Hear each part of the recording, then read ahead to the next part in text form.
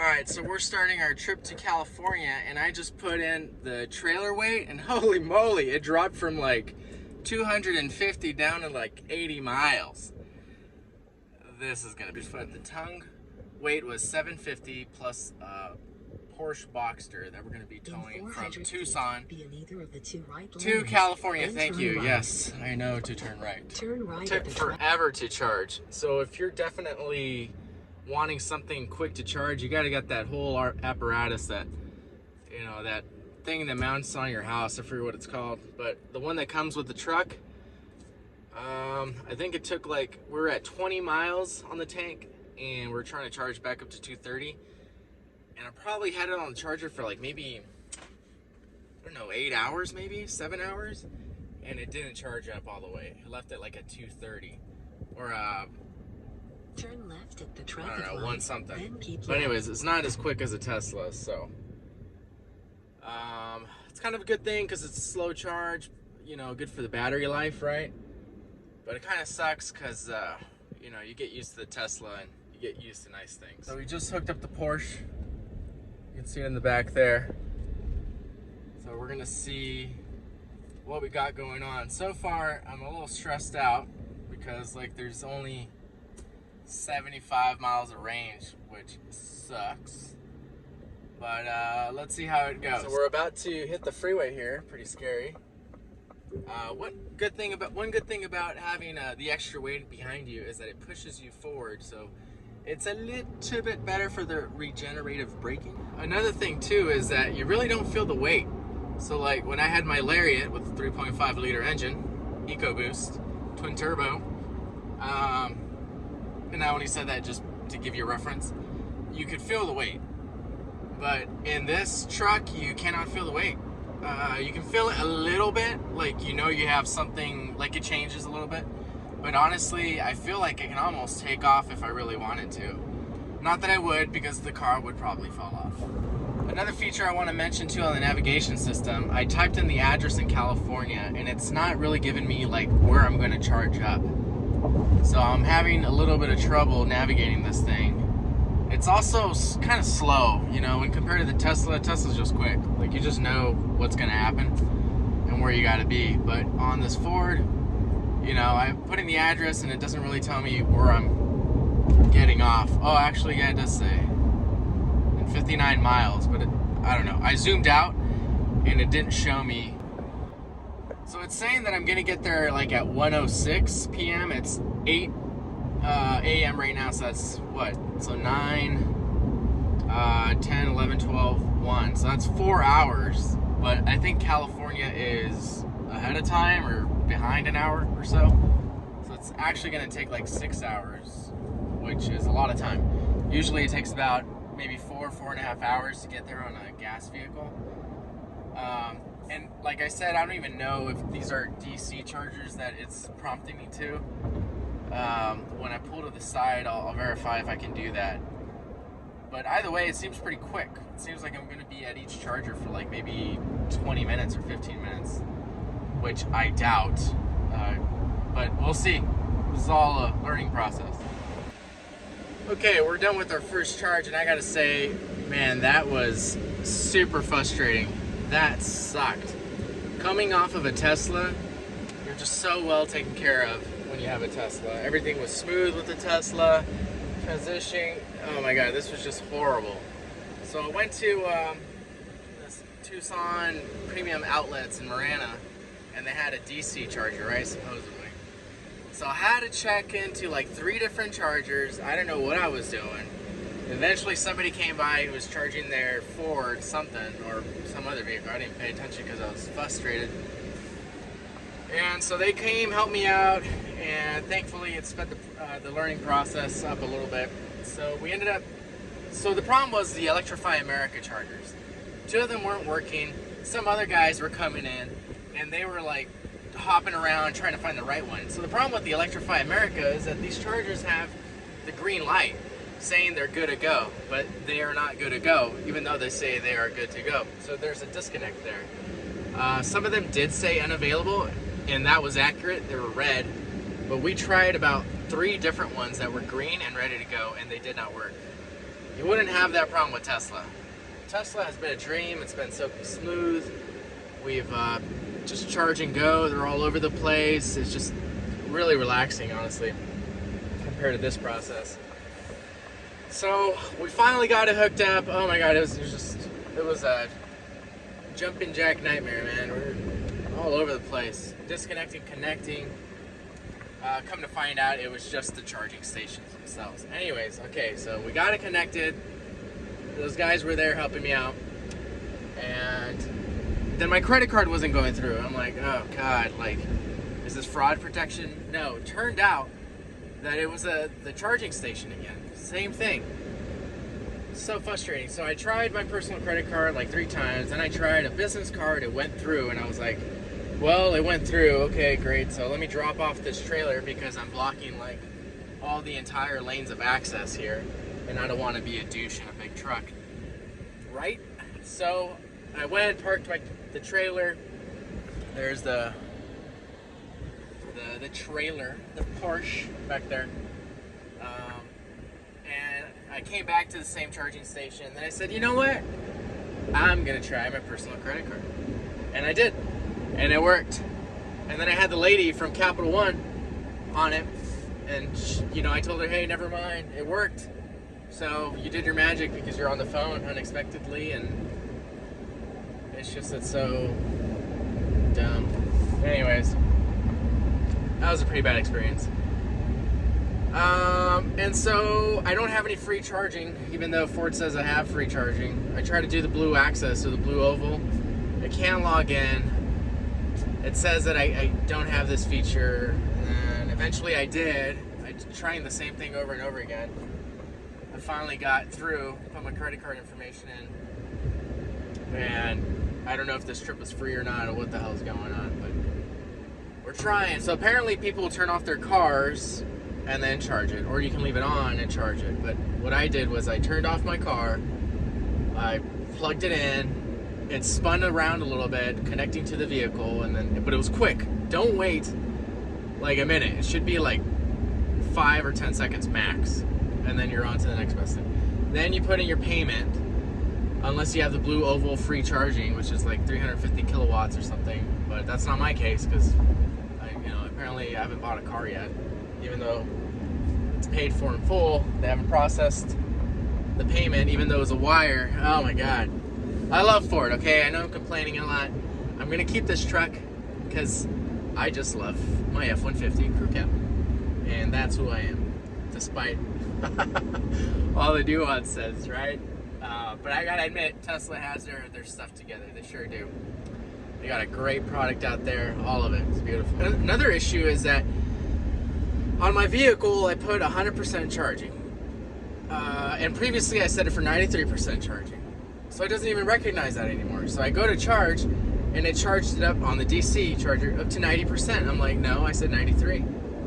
Anyways, super frustrating again. It's like, I want 100% charge. So I put in 100% charge when I was in the vehicle, and it still did not charge up to 100%. So I don't know what the heck is the disconnect. And I tried it on the app, it doesn't work. Like, this wouldn't be the case with the Tesla. Tesla, it's easy. It's just like, just slide your finger to the right, and you're good to go. And also, the systems lag so much. They lag. It's like using MS-DOS or something. We've been groomed with such high technology and high speeds. Now that we get something that's like, not even archaic, but it just seems like it. So it's they don't communicate well. The Ford Pass and the truck, the navigation system and everything. There's like a little. It should just be one sign-in and you're done. But it's not. Like, you gotta opt into the Blue Oval network, then you gotta opt into the account settings, and like it's just so much jumping around. Like, all right, so here's another thing. On the navigation, it's not like Tesla where you just see your whole mapped out network and you see where you're gonna end up and where the charging location's at, and you know what's gonna happen. With Ford, it's not. You zoom in, zoom out, you don't even see the city names or the town names. It's just a blue line on this blue empty map. I haven't figured it out yet, but I'm trying to find, I don't know, some satellite image or some street image. Can't even find that. And there's no information. Like, it just says that I'm gonna pull off in 39 miles and charge up again. which sounds terrible. So it did tell me that it's gonna kind of compensate and kind of get used to the load. So I do want to mention one thing. When you use the nav, it'll tell you initially where you're gonna exit. And for me, it was like a few miles up ahead. But then it doesn't tell you, you know, on this map. So it's just super weird, man. Honestly, it's just a weird system. So here we go. We're on the road again after that terrible charging experience. And I hope to God that one of the charging stations works. I might have to check my phone to find a charging station. But like in this experience, they said they worked, they were all green, and then they didn't work. But you know what? Everything's gonna be okay. It usually is anyways, right? We worry stuff is gonna happen when it doesn't even happen at all. You know, it might sound like I'm complaining a lot, but this is like a formal review, and I want to give you guys a heads up on everything, right? So another kind of thing that's kind of ticking me off is that on every time you turn off the car and turn it back on, you got to go back to all your previous settings. So like if you were in sport mode, it just automatically, you know, gets you back to normal. Or if you're towing, for example, every time you turn off the engine or the motor, is it still a motor, the battery, whatever. Every time you turn it off, it just resets. So it's like I have to reset the towing package, select the tow and the select type or whatever it is. In this case, it's a trailer with a Porsche. And you have a preset, right? Thankfully, you have a preset. If you didn't have the preset, then you would have to manually enter it every single time. So make sure you do the preset. Okay, so check this out. Alert plus aid. The aid is actually like lane assist, where it moves your steering wheel. So check it out. Let's see if you guys can see this in action. So I'm kind of turning it over to the left, and then it just corrected itself. I didn't have my hand on the wheel. It's telling me keep hands on steering wheel. Let's do it again. Oh, did it automatically? So it's not saying anything yet. And now it's saying to keep your hands on the wheel. Okay. It's kind of cool. Maybe if you had like a... No, it's so sensitive that you can't put a weight like the cheat code that you would use on a Tesla. I just put like maybe an ounce of weight on the steering wheel. And it does indeed move over to the left or the right. You know, it'll recognize once you hook up, right? But I went into the drive modes just to verify, because you never know with these systems, and it was in normal mode. So it allowed me to select the tow package, yet it didn't change the drive mode, so it was still in normal. Really odd. That's why I had to check, and yeah, sure enough, it was in normal. So I put it in tow. Just something really odd, you know. You'd expect that if you make that selection at the beginning, it'll just place everything where it needs to be, but that's not. So I gotta be honest, this whole system, this whole Electrify America is pretty sketch. It's a rock toss into the lake, that's for sure. So I'm gonna say it's pretty terrible. So it's telling me to go to some place that I can't even charge at. I think it's, I don't know where the hell it was. So by using my phone, I figured out that there's like another location that wasn't popping up on the nav system, which makes it totally useless. So I had to exit out from my trip somehow. I don't even know how I did that. And then I logged back in, and then I just looked for chargers, and there was one by Casa Grande. So I'm gonna go ahead and charge it up real quick, because it was only like an 8-minute deviation, and then do that. I wish it would have suggested it for me, and it didn't. The other thing is that it allowed me to continue my trip despite it knowing that I will not make it. I mean, I got no words for that. That's a no-go, but yet they allowed it. So I had to go in and make sense of my own trip, which would not happen with Tesla. Anyways, yeah, this whole nav system on Ford, it won't save your ass. It won't. You got to do it for yourself. So luckily, it appears that there's charging stations in in these major cities, you know, Casa Grande, Tucson, all these other places. So it seems, but we don't know, because, you know, they say there's a charger, but then they don't work. So let's keep finding out. All right, so we made it by the grace of Buddha. This process the second time around was way easier than the first time. The first time was terrible. So I'm going about 65 all the way from Casa Grande, trying to get to Dateland. That's what I gotta do in order to make it. I can't do 70 or 75 or risk it. So we're doing 65. I mean, 60, definitely get there. 65, just about right. So I was using the nav button, kind of the nav system, just trying to get the feel for it. I searched, you know, the final destination in California, and then it told me that I need to charge, right? Okay, great, so it told me charge, all right. So it prompted up chargers, but the thing was that it was sending me all the way back to Phoenix, like Casa Grande area. That defeats the whole purpose. That is the worst suggestion ever. So, you know, I had to hard input the Dateland address for, you know, and then kind of just push the envelope here. Never make it to California. One cool feature is that the Ford finally has CarPlay, which is very nice. And it has a touch screen. So the old Lariats, like 2015 to, I don't know, probably 2018, 19, it was a pressure screen, so you could touch it with your cell phone or a pen or something. But on these later screens, 2022, now you can just lightly touch modern screens. It's like a phone screen essentially. So that's a nice upgrade. The CarPlay is awesome. The phone kind of integrates with your iPhone. So Ford finally did that. Another thing is that your Ford Lightning Pro will come with a Ford Lightning Lariat XLT owner's manual, which does not apply to the Ford Lightning Pro. This Ford Lightning Pro also comes with heated seats and a spare tire, which I thought they did away with, because now you have roadside assistance and fix-a-flat, but it indeed comes with the spare tire, and it's full size.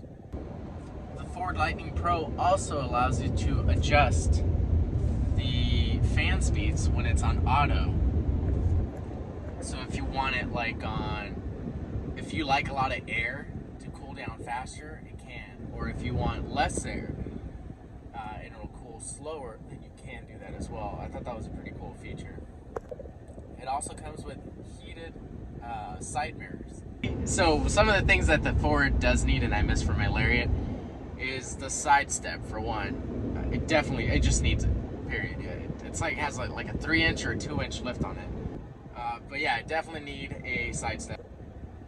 And the seats are plush. They're very comfortable. Even the backrest, I was expecting like an industrial commercial vinyl, but it's actually quite nice. One thing it does lack though is the pocket behind the seat. Why would you leave that out? I want to talk about the warranty.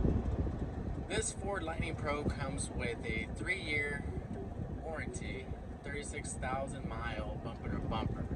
So I guess that covers everything, right?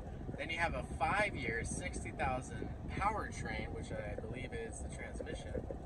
And then you have an additional 5-year, 60,000 roadside assistance warranty. So I guess that's if you break down or something.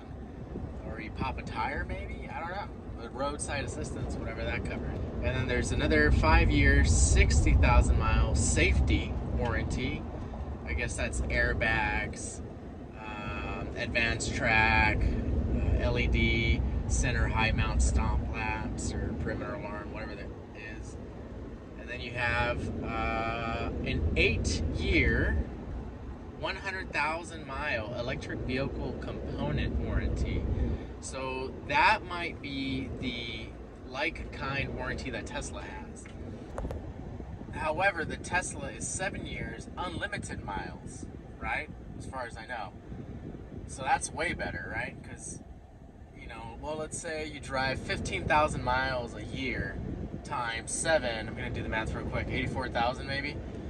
So I guess that's 84,000 miles. You add another year, that would be about 100,000 miles, right? That would be 99,000 miles. So actually it's better than Tesla. Oh my God. That's awesome. And we got a truck. No Cybertruck anywhere. It's been 3 years, Tesla. Where you at? It's actually awesome. So now that I'm back on the road, the system is learning itself, if that makes sense.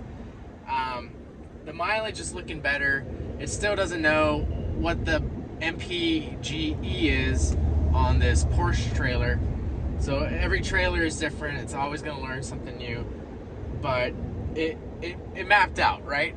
So I knew if I lowered the mileage per hour, MPGe, or my mileage down to like 65, or my speed down to 65, I knew I'd get more, mileage. So it did work. So now my range exceeded the destination mile range battery. And actually, I only charged it up to 90. It's only allowing me to do 90. So the last 10%, they wanted me to stick around for another hour. And yeah, no, that's not gonna work. So I decided to just take a chance, do 90% and drive 65 miles an hour. And yeah, so far so good. Electrify America, Ford, you need a charging station at Gila Bend. If you have the extended range, you'll probably, drive full speed and just probably make the same stops, honestly. I think it's only 90 miles more that you get for that extended range. Yeah, so far so good. So this is what it's looking like right now. But we're gonna make it. Destination is, so that top number is your range, and then that bottom number is your destination mileage. So it flip-flopped. It was the other way around. So we're good. You just gotta lower your speed and you'll be all right. I guess if you go 55, there's like less air resistance, aerodynamics is a lot better. Especially if you drive a motorcycle, you know what I mean. If you start driving over 55 miles an hour, that's when you start feeling the wind pretty darn good. Okay, so this is the problem with Electrify America. As you can see, none of these charging stations work. It says that there's 2, but there's only 1. So like you're literally living on a prayer. and getting across from Tucson to California is a miracle. Because you're honestly like just like this the whole way through. So, God forbid you're at a charging station and you have a great conversation and you're waiting for the only working charger. And then you go inside because it's like, 110 degrees outside and you don't want to pump the AC because you might run out of power and then you have to push the EV. And so you go inside, get some water, and then you come out and then there's another guy in that charging station who had no idea that you were waiting. So 3 cars later, in line to get charged. By these statistics, only 25% of whatever amount of chargers are going to be working at any given point in time. And if this one freaking charger wasn't working, that would have been it. I don't even think there's hotels around here. I mean, I'm at the whim of these charging stations. And you know what? I do recommend, and I'm going to do this, I'm going to grab that adapter for the Tesla thing so I can charge at Tesla superchargers. Because they don't even have a charging station in Gila Bend, Electrify America. Holy smokes, it's 5:18 p.m. We just got done charging. We skipped like maybe 3 people, or we didn't skip. They skipped me 3 times. I was being nice. And it's 5:18. Like, I thought we were going to be here at 1 or something. It's like 4 hours over. It's hot. It's like 115 degrees. And it's fantastic. All right, let's hit the road again. Oh, and we're in Dateland. Apparently they have some date shakes. I tried one, because what else am I going to do for like an hour? It was like, I think like 2 hours here. It was actually pretty good. Not too sugary, very fibrous. I think I'll have it again next time. All right, so I got it figured out. Check it out. See that? Right there. So you gotta wait for it to load. So type in your address, wait for it to load, and then it'll give you an estimate whether you're gonna make it or not. And if you hit enter, it'll just go. It doesn't care if you're gonna make it or not. But if you wait, it'll let you know. So now that we're like, I don't know, 10 hours into this trip, now it kind of knows like what the average, you know, MPGe is. So we're good to go. We should get there with 12%, 13 minutes to charge or something like that. Oh, now it's going down. That's because we're going 10 miles more than we were at 65. We're going the speed limit now, so I'm going to take it down to 70. God forbid that we are left in the desert to fend for ourselves. So most of the anxiety is coming from just not knowing, right? I mean, this is a baby still. It only has like 456 miles. That's a lot of miles in like 3 days, 4 days. So it's barely learning, you know? It doesn't know itself yet. It doesn't know its capabilities. It doesn't know its driver. So that's a lot of the anxiety. But once you get past all that, then it just becomes more predictable, right? Holy crap, guys. All right, we made it. The impossible, we made it. That was really scary. So it was supposed to be a 4-hour trip, normally in gas, but we paid the electric tax bill and added or times it by 1.5. So this 4-hour trip took 10 hours. And if you're still listening to this video and watching, like and subscribe. I hope it benefited you in some way. I'm trying to help you guys decide whether to buy a Ford Lightning or not. I say do it. I love the F-150 crew cab. I am so stoked. I love this vehicle. And honestly, there's nothing else I'd rather have. I hope you guys enjoyed. I hope it benefited you. And yes, it is possible. It is grueling, but it is doable. And there's actually quite a bit of luck in there. If any of those chargers did not work, we would have been screwed. Take care, folks.